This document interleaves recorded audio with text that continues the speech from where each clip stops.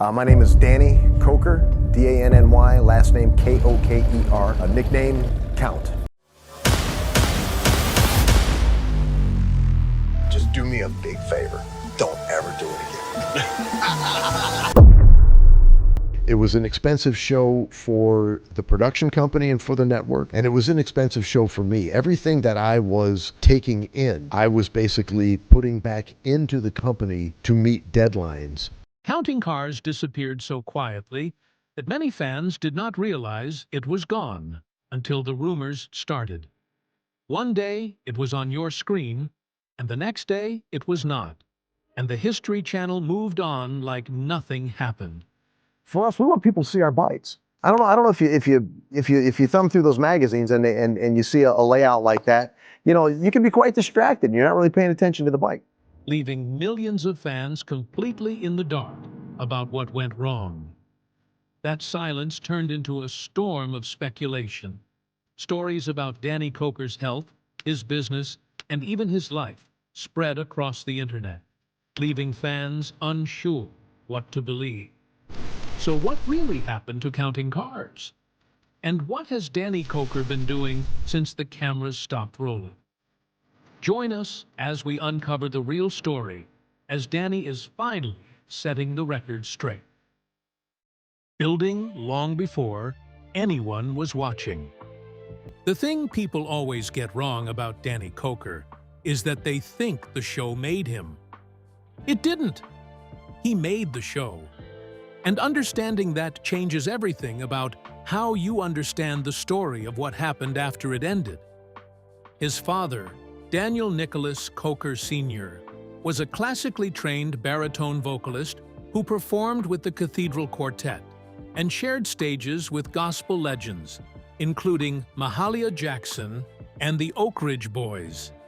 His father's career took the family through some serious musical circles, and Danny grew up watching professional performers treat craft as something sacred, something you showed up for every single day, whether you felt like it or not. That discipline lived in him before he ever touched a car. And the cars came early. Several of his relatives worked for Ford Motor Company, and the family spent real time in Detroit, the city where automobiles are not transportation, but identity, culture, and religion all in one. When Danny was 8 years old, his father handed him an actual car. The obsession that followed was always going to be total. He never went to automotive school. He just started buying old cars and teaching himself how every single system worked, tearing them apart, studying what made them run, putting them back together better than he found them. No certification, no formal instruction, no mentor standing over his shoulder. Just the stubbornness of someone who cannot walk away from a problem until they have solved it completely. The family eventually moved to Las Vegas and bought local television channel 33, and Danny created a character called Count Cool Rider to host a late-night horror movie show called Saturday Fright at the movies throughout the 1990s. It was exactly the kind of cult television that builds a devoted audience in one city while the rest of the country has no idea it exists. But more importantly, it gave Danny Koker years of practice being genuinely entertaining on camera without a script and without anyone telling him what to say. That skill, making people want to keep watching you when nothing dramatic is happening, is the thing that made Counting Cars work. He had been developing it for years. Then he opened the shop that would eventually change everything. Count's Customs launched in Las Vegas in the late 1990s. Built entirely through word of mouth, in a community where good work travels fast. He and his father started small, personal projects and cars for friends. And then other enthusiasts started gravitating toward the operation, wanting to be part of what was being built there. The builds got noticed on the streets. Names got passed around. A hobby with no formal structure turned naturally into a licensed business, specializing in the restoration, repair, and custom fabrication of classic automobiles and motorcycles. His philosophy was specific from the beginning. Every classic vehicle has a personality, and the goal is never to strip that identity away while making it better. Preserve the soul. Make it stronger and more beautiful without erasing what it was. That is not a slogan someone invented for a television show. It is a genuine worldview about what an old car deserves from the people who work on it. By the time any camera crew showed up, Count's Customs had been operating for over a decade. Loyal clients. A skilled team that had been working together long enough to have real chemistry. A reputation that existed completely independently of any television network. The History Channel did not create Count's Customs. It was already there. But how does a self-taught mechanic running a Las Vegas garage end up on a show that millions of people watch every week? The answer involves a very famous Las Vegas pawn shop and 21 television appearances. Pawn Stars put him in front of America. Between 2010 and 2013, Danny Koker appeared on Pawn Stars 21 times as the expert the gold and silver pawn shop called whenever Rick Harrison needed someone who actually knew what a classic car or motorcycle was worth and why. He was a recurring character on one of cable television's most watched shows, and each time Danny walked through that door, deeply knowledgeable, effortlessly funny, completely comfortable with the camera pointed at him, a few more million people had the same thought. That guy should have his own show. The History Channel heard that thought loud and clear. Counting Cars premiered in August 2012 as a direct spin-off from Pawn Stars, following Danny Koker and the Count's Customs team as they bought, restored, customized, and occasionally sold classic cars and motorcycles in Las Vegas.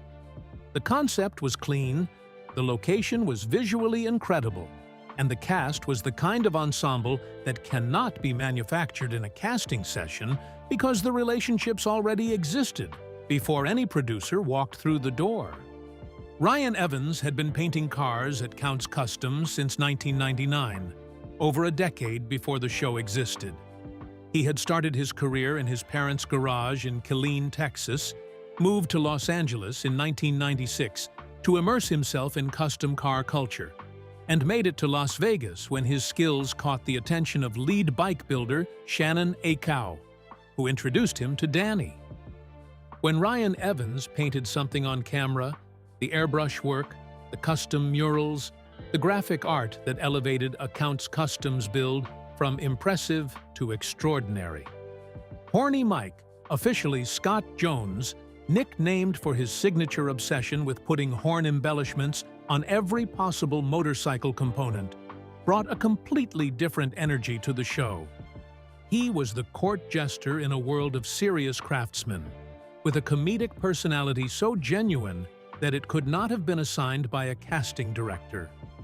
He sold his custom horn accessories through his website, Horny Helmet Accessories, built an Instagram following of over 96,000 people, and gave the show much of its levity across multiple seasons. Kevin Mack served as the shop manager, the practical intelligence holding the operation together, while Danny focused on the builds and the television production consumed increasing amounts of time and energy. Kevin was the logistics brain of Count's Customs, managing the daily reality of running a business that was simultaneously a functioning custom shop and a national television production. Shannon Akow, the lead bike builder whose motorcycle knowledge was the backbone of some of the show's most technically impressive segments, was the one who had discovered Ryan Evans on the streets of Las Vegas years before anyone heard of Counting Cars, recognizing his talent from a painted car driving by. The show ran for 10 seasons and became one of the longest-running and most successful reality programs the History Channel ever produced. Millions of fans, international syndication across dozens of countries, a brand that extended into merchandise, personal appearances, and automotive events. Tuesday nights on History Channel belonged to Danny Koker and a Las Vegas garage for nearly a decade. And then somebody inside the History Channel looked at the ratings numbers and made a decision. The show ended, and the internet lost its mind. Counting Cars aired its final episode on March 22, 2022. No announcement or tearful last episode where the cast reflected on everything they had built together. The History Channel simply did not schedule any new episodes, and the show that had been appointment viewing for millions of people for nearly a decade quietly disappeared from the lineup without explanation. The actual reason, declining ratings after 10 seasons and rising production costs, is the same reason most long-running reality shows eventually conclude. Audiences change. Streaming platforms pull viewers away from cable. Formats that felt fresh and exciting in 2012 feel more familiar by 2022. The History Channel, like every other network, moves on from shows when the viewership drops below the threshold that justifies the production cost. It is a business decision, not a dramatic one. It happens to almost every show that runs long enough. But because nobody officially said any of this, the internet filled the vacuum with something considerably more dramatic. And the specific rumors that circulated about Danny Koker after Counting Cars went dark are something to behold. Someone decided he had been arrested. There were no specific charges or arrest record, just a claim that spread rapidly because the algorithm rewards engagement, and nothing drives engagement quite like a celebrity in legal trouble. Multiple social media accounts ran with it, it picked up thousands of shares, and it became the kind of rumor that gains credibility simply through repetition, even when it has absolutely no factual foundation. Then came the cancer rumor. Someone said Danny Koker had been diagnosed with a serious illness, and he was not expected to survive. His public appearances had decreased since the show ended, which, again, is what naturally happens when you no longer have a television show requiring you to make public appearances. And that decrease became, in the hands of the internet, evidence of a health crisis. The rumor gained significant traction. It was entirely false. Then there was the Count's Customs closure theory. The shop had shut down. It was over, and all the cars were gone. The shop's Instagram page, which had been posting new builds and event appearances throughout the entire period when fans were wondering if it had vanished, was apparently not considered evidence by the people who needed the shop to be closed. And then, the most genuinely creative entry in the list: fake news articles designed to look like Fox News broadcasts, claiming Danny Koker had appeared on the network promoting CBD oil products he had absolutely no connection to. These fabricated articles existed purely to generate advertising revenue by attaching his name and face to a product he had never endorsed and never would. They were not mistakes or misunderstandings. They were deliberate deception using his identity as the hook. Every single rumor was wrong. Danny Koker is alive and healthy. Count's Customs was open. He had not been arrested. He did not have cancer. He was not promoting CBD oil on Fox News. He was, in fact, doing something in February 2025 that explains everything about who he actually is. So, what was he up to? The donated nobody paid attention to. While the internet was busy declaring him arrested, ill, and finished, Danny Koker was doing work that had nothing to do with cameras, ratings, or maintaining a public profile. And the thing he did in February 2025 is the clearest possible window into who this man is when no one is looking. He brought a restored 1978 Lincoln Continental to the Janie's Fund charity gala in Las Vegas. The car sold at auction for $300,000, and every single dollar went to the charity. Janie's Fund was created by Steven Tyler of Aerosmith to support young women who have experienced trauma, abuse, and neglect, a cause that has no obvious commercial connection to Danny Koker's brand and no promotional benefit to him as an automotive television personality. He was not there for visibility. He was there because a car he had restored was going to do something real for young women who needed it. He restored it, he brought it to the gala, and he walked away with $0 from a $300,000 sale. He is the kind of man who donates the worth of his work to a charity supporting vulnerable young women and does not make a press release about it. His actual financial situation tells a similarly different story from the one the rumors suggested. His net worth sits at approximately $13 million as of 2025, built across 3 decades of automotive work, television, music, and Las Vegas business ventures. His personal collection includes over 50 vehicles, classic cars, and custom motorcycles, most stored in the private garage connected to Count's Customs, collected because he loves them, not because they photograph well.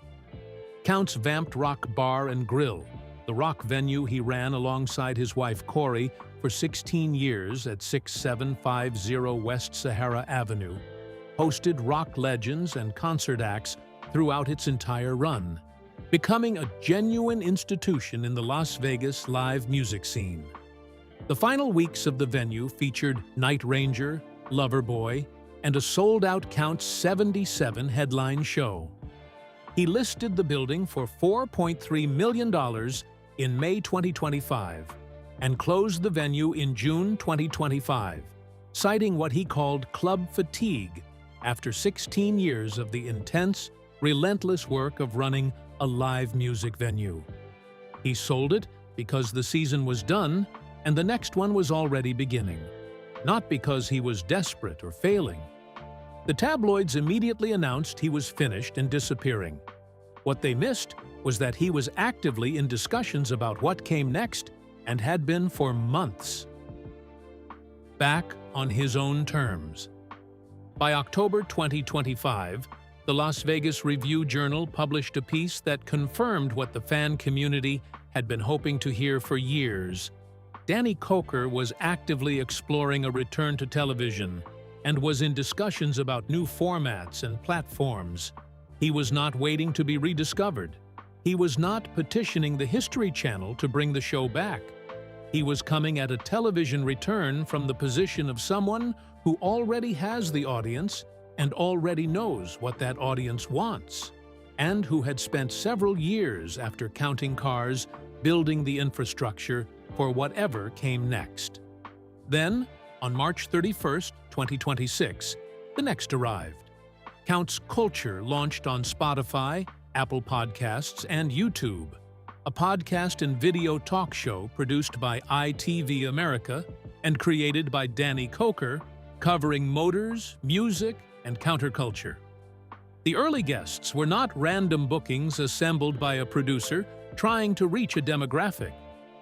They were Eddie Trunk, Randy Couture, Bruce Kulick from Kiss, and Horny Mike, people from Danny's actual world, the intersection of rock music and automotive culture and Las Vegas personality that has always been his real identity. The format shift from History Channel reality series to direct podcast and YouTube content is significant. A podcast and YouTube channel is something different. Count's Culture belongs to Danny Koker. No network executive can look at the episode 3 downloads and decide they need to think about their programming direction. No one can pull the plug without his permission or decide that his name is not generating enough advertising revenue to justify the costs. He can make Count's Culture as long as he wants to make it, take it in any direction he wants to take it, and talk to the audience that has been following him since the Count Cool Rider days in the 1990s directly, without a network layer between them. That is not a smaller opportunity. That is a fundamentally different kind of opportunity. The reach of a History Channel show that is on cable television is enormous. Tens of millions of households, international syndication, the specific authority of a network brand behind you. The reach of a podcast and YouTube channel that you control completely is also enormous, potentially global, permanently accessible, owned by the person who made it, and not subject to the whims of a cable programmer looking at quarterly viewership data. Danny Koker spent 30 years building his career inside institutions, the History Channel, the Pawn Stars ecosystem, the Las Vegas television station his father owned. Count's culture represents the first time he is building directly to the audience that has been there the whole time. Count's Customs is still open. The Instagram account is still posting. The shop is still taking on builds. Fans can still visit Las Vegas, walk through the doors, and see the work being done in real time. The people who have been there the longest, Ryan Evans, Kevin Mack, are still there. The thing Danny Koker built before any camera ever showed up is still standing after all the cameras left. Nothing about Danny Koker has ever been what the easy version of his story suggested. He was never just a guy on a car show. He was a musician's kid from Cleveland who grew up in Detroit and Las Vegas, taught himself how cars worked in his own garage, built a shop on reputation alone, became a local television personality in a city that rewards personality, and then turned all of it into a national television career that ran for a decade. And when the network moved on without him, he moved on without the network. If Counting Cars came back tomorrow, would you actually watch it? Or has the era of that kind of History Channel reality show passed in a way that even the best version of itself cannot come back from? Share your thoughts in the comments below. Remember to like, share, and subscribe for more. Also, click the next video showing on your screen. You will enjoy it.